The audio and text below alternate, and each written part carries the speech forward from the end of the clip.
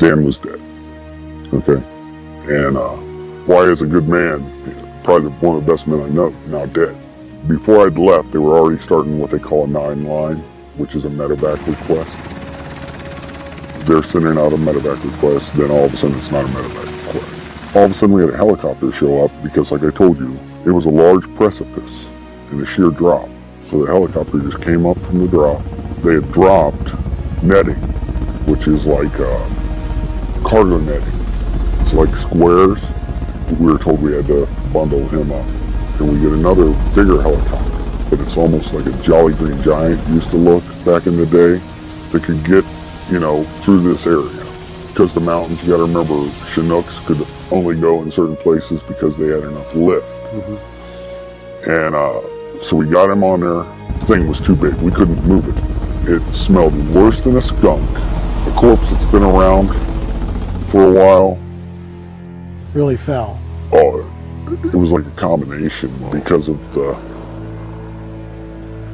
how do you put that, the persistence of a skunk smell. But once the helicopter came in, dropped its little hook, and off he goes. The communication was sent out that we had a very large possible human creature. There you are in the hills of Afghanistan. How many troop members are you with? We had 6 on my crew, and when we say hills of Afghanistan, for us, we did not fly into the wilderness. We actually flew into a base. I guess this thing was transloaded out of the mountains by a CH-47. What I could see that it did have the 6 fingers.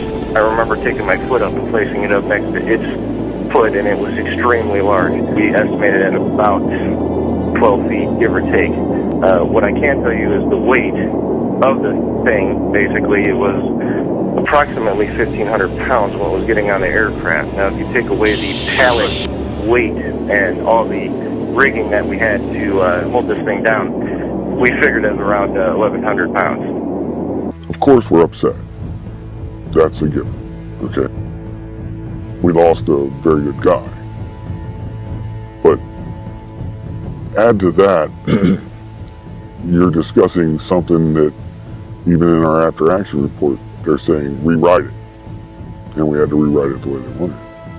How many fingers? 6 toes. 6 fingers. 6 toes. And the nails were weird because if you see somebody that ever has, I don't know what it's called, but it's like a fungus on the nails, how they get pointy and they're like gnarly. That's what they look like.